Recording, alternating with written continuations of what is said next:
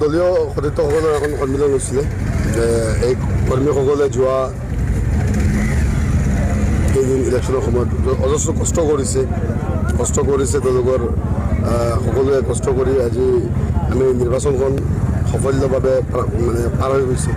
সেইবাবে আমি আজি সকলোৱে ইয়াত একগোট হৈছোঁ যে আগন্তুক দিনত ইন্দিৰা গান্ধী সমষ্টিৰ যিটো ৰিজাল্ট আছে অহা পৰহি আমি মহান আল্লাহৰ ওচৰত দোৱাও কৰোঁ আৰু আপোনালোকৰ জৰিয়ে আমাৰ সমূহ ভোটাৰ দাতা ৰাইজসকল যিসকলে আমাক ছাপোৰ্ট কৰিছে, যিসকলে আমাৰ কাৰণে ভাবিছে, শুভাকাংক্ষীসকল সকলোকে মই অনুৰোধ জনাম যে সকলোৱে বেছিকৈ বেছি আল্লাহৰ ওচৰত দোৱা কৰিব লাগে যাতে আল্লাহে আমাৰ ইন্দিৰা গান্ধী সমষ্টিখন উদ্ধাৰ কৰি দিয়ে।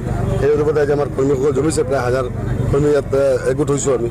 হয়, আগন্তুক দিনত যে বা তেওঁলোকৰ ক'ত কি ফিল্ড ছাৰ্ভে হৈছিলে, কেনেকুৱা পাইছিলে, সকলোৰে এটাই কথা যে ইন্দিৰা গান্ধী সমষ্টিৰ পৰিৱৰ্তনৰ দিশত গৈ আছে। সেই অনুপাতে আজি আমাৰ কৰ্মী সভা হৈছে, সকলো ৰাইজ আমি দেখা পাইছে, ৰাইজ উৎফুল্লিত হৈ আছে, কৰ্মীসকল উৎফুল্লিত হৈ আছে, সকলোৰে মনৰ উৎসাহ দেখি পেলাই ভালেই লাগিছে। আমি সম্পূৰ্ণ আশাবাদী ইন্দিৰা গান্ধী সমষ্টি এইবাৰ পৰিৱৰ্তনৰ দিশত গৈ আছে আৰু অহা 4 তাৰিখত শান্তিপূৰ্ণভাৱে যিটো ভোট গণনা আছে, ভোট গণনাটো শান্তিপূৰ্ণভাৱে কৰিব লাগে। আমি সকলোকে এইটো আহ্বান কৰিছোঁ।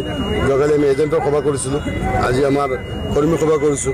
সকলোৱে আমি শান্তি শৃংখলা বজাই ৰাখি আমি নিৰ্বাচনৰ ৰিজাল্টটো যাতে ভাল হয় সেই কামনা কৰিছোঁ আৰু আশাবাদী ইন্দিৰা গান্ধী সমষ্টিত যিটো পৰিৱৰ্তনৰ ঢৌ উঠিছিলে এইটো অহা 4 তাৰিখৰ